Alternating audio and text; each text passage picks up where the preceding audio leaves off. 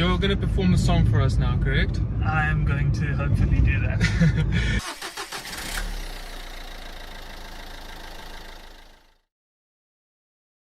Hey Trinity Avenue, welcome back to another episode of On the Road. Today I'm joined by my good friend John Hopkins, also known as Kingdoms and Castles. Say hi, Mr. Castles. How's it going, all his friends and some of mine possibly? Alright dude, so tell us, if you could start a conspiracy theory, what would you start and why? Oh man, that is such a good question. 10 out of 10 for a good question. Thank you.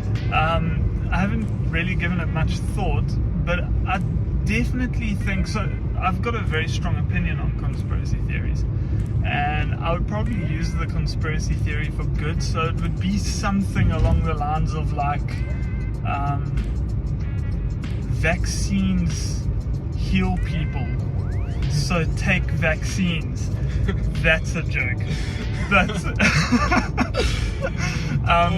no, anyway, that's a bit off. But no, it would probably be something along the lines of a little bit of positivity in the world. So it would be a conspiracy theory about something good. So it would be about like the cost of food or the cost of living, and I'd want to make sure that there's lots of conversations about the solutions and stuff like that.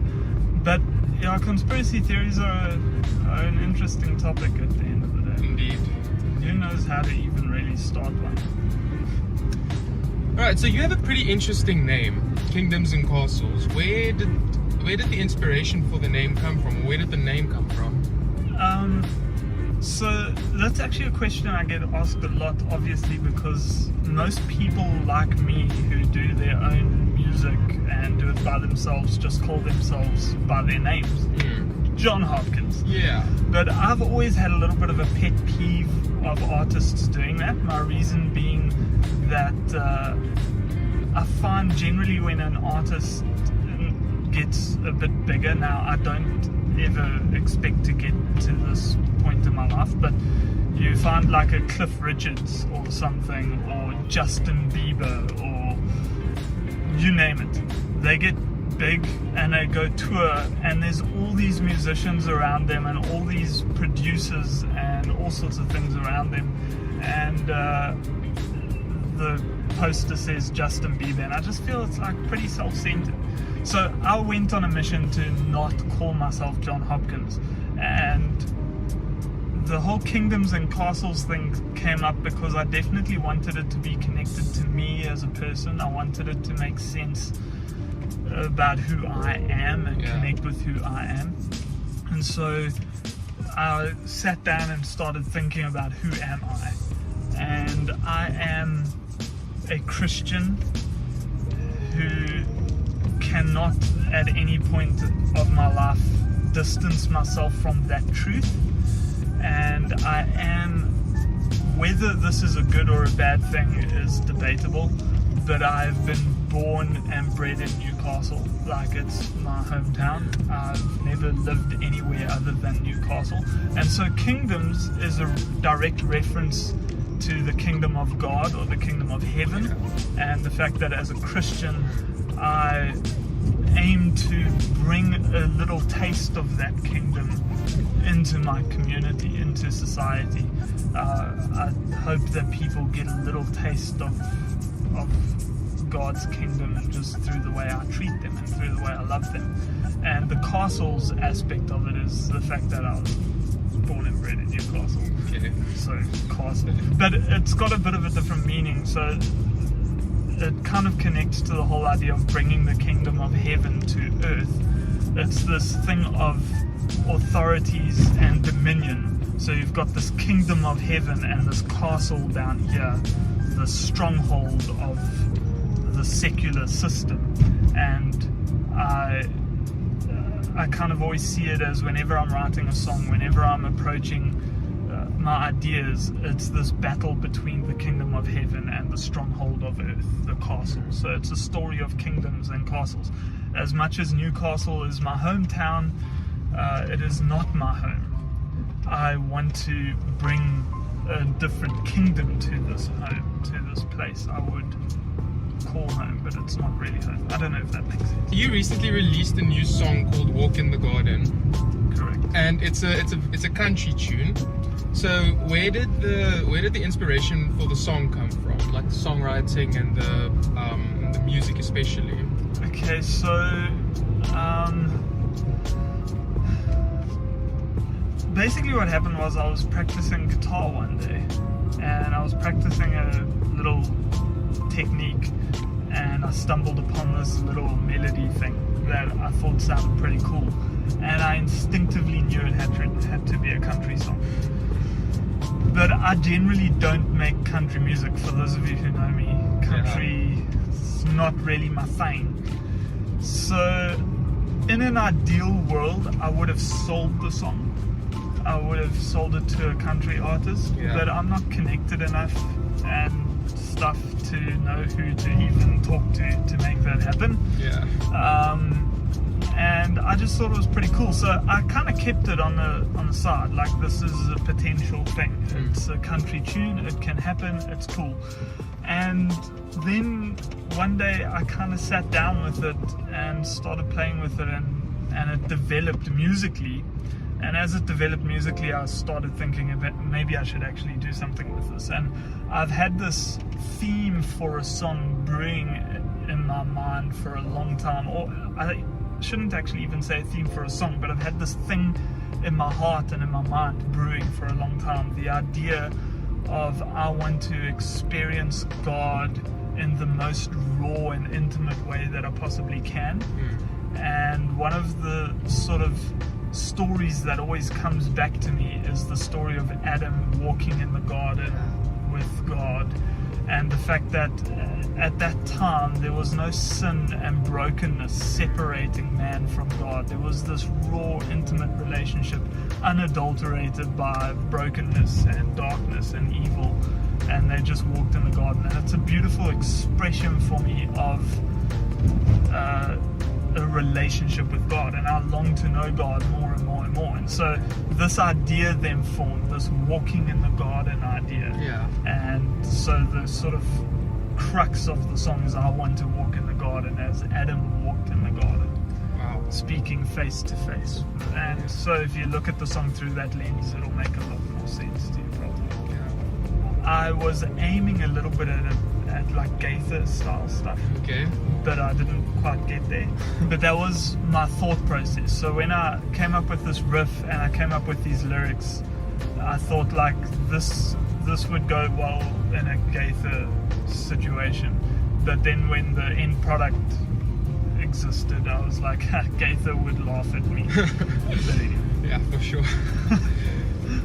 So tell us a bit about your history. Where did you first start writing songs? I was a very, very young man when I started when I started playing guitar. I started playing guitar when I was just a little righty, and what happened was I was invited to join a band that was started by some guys in our church. One of them was my oldest brother, Richard. Shout out to Richard, hey bro. And so there were like 3 of them, I think. They started this band, and they were way better musicians than I was, but they asked me to come and play some rhythm guitar for them, and I was like, totally, I'm in all the way, rock and roll, baby. So I started jamming with them, and the lead vocalist and lead guitarist wrote a song. And it just blew my mind, the fact that this guy just came up with this song out of nowhere. Like there was no song, and then suddenly there was a song, and he just made it happen. And so I went home and started writing, and I probably dabbled in it before. I can't really say, my memory's terrible, by the way. But I remember the significant moment of the first song I ever wrote, which I actually now know when I look back at that song that it was a complete rip-off of a very, very famous song. And I didn't write a song, but I thought I had. I thought like, wow, I wrote my own song. But then the next song that I wrote actually became sort of, that's now my first song. I call that my first song. And till this day, I think it was just a brilliant song. And I want to record it one day. Watch. It's called Mystery. Mystery. I think it's called Mystery. It was many years ago. It was like when I was probably 14 or something. Yeah. I'm not 14 anymore, by the way. We would never have known. What are your plans going forward? So, with this Kingdoms and Castles thing, it's a bit of a weird situation. A lot of people might know me as the guy who does worship and stuff at Dear Victoria Church, and that is really what I do. That's my occupation, it's who I am, and it's what I do. The thing about doing that in a church and all the time, full-time, worship music over and over again is, no offense to Christian contemporary music, but Christian contemporary music is incredibly boring when it comes to the music side. Yes. There are some really great songs that go out of that norm, but generally speaking, the harmony of Christian contemporary music and the structure of it is all very simple, and it's that way for a reason, obviously, for congregational singing. So I love it, don't get me wrong, but as a musician, I sometimes become very fatigued with playing the same things over and over again. So Kingdoms and Castles was kind of birthed, in a sense, out of this desire to explore music and be able to express myself in a way that I don't necessarily get to do in a church worship context. And so I began to do this thing separately. Kingdoms and Castles was never intended to be a big thing. It was intended to be a side project that would satisfy my craving for playing things that don't necessarily appeal to other people, but they appeal to me. Okay. And so it was always started with the intention of saying, I don't really care if people listen to it or not. What I care about is that I get to make the music I want to make. And so the current country song that I just released is an anomaly. There's possibly going to be lots of anomalies, because at the end of the day, I don't care what goes out. What I care about is it's what I want to do. It's about me saying, well, I'm exploring jazz music now, so I might make a jazz song. I'm exploring pop music, I might make a pop song. It's about what am I going through in my life in terms of my faith and stuff like that. That's always going to be the lyrical content, but the musical content is always going to be what am I exploring now. So where do I see myself going? What's my future plans? Well, just to keep doing that at this point. It's just to keep giving myself an avenue to continuously grow and explore themes and musical ideas that I don't get to explore in my everyday life. If you could give some advice to someone who's a bit younger, what would it be? So I think there's a huge drive, at least in my generation there was, chase your dreams. You can be anything you want to be. And I found in my generation what ended up happening was people were like, wow, I can be anything I want to be. And then I'm just going to use a musical example, my example. The anything I want to be is a rock star. I want to be a rock star, man. I fell into that. I was like, I'm going to be a rock star. And when I started pursuing that, realizing that in South Africa, in my context, etc. and so forth, that is completely unrealistic. Like, there is only space in South Africa for 2 rock stars, and I'm not one of them. So then what generally happens is we get told you can be anything you want to be. Then I look at what I want to be, and I see I can't be that. So I just abandon it completely. I just leave it at the wayside and say, well, I can't be the rock star, so I'll just go be a millwright at metal.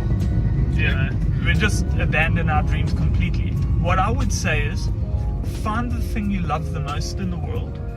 Find the whatever you want to be, and pursue getting as close to it as you possibly can. And what I mean by that is, I would have settled in my life for being a receptionist at a recording studio. And it sounds weird because I'm a receptionist. That's not what I wanted to do, but I'm a receptionist at a recording studio. I get to deal with music every single day. I get to deal with musicians, and possibly even that rock star that I would have wanted to be, I get to speak to him on the phone. And all I am is a receptionist, but I'm in this field that makes me feel alive. I'm as close to it as I can possibly be. And so that would be my advice, is find the thing that's reachable, that is as close to the thing that you would want to be as possible. So I had another friend who loved cars and stuff, and he was like saying, what do I do with my life? And I said to him, go be a salesman, sell cars, do that. He was like, he wanted to race, he wanted to go do flipping whatever, rally driving or whatever.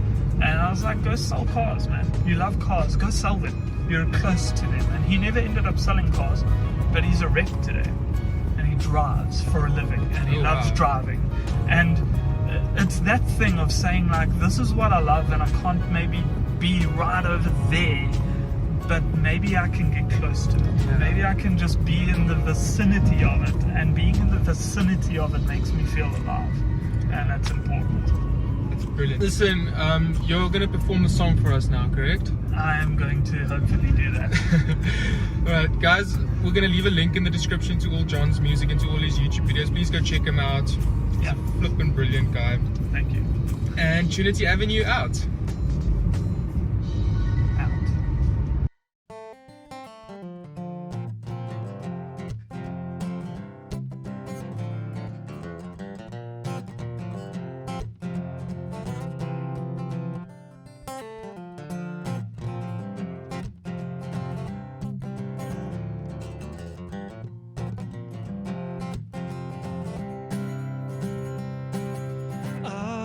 Walking, you were running. I remember feeling you were so far away. God, I'm calling, I know you listen. You were running towards me while I was astray. I wanna walk in the garden, speaking face to face with the one who spoke and authored the laws of time and space. I don't want to be an orphan looking for my place, 'cause I know I am adopted by his amazing grace.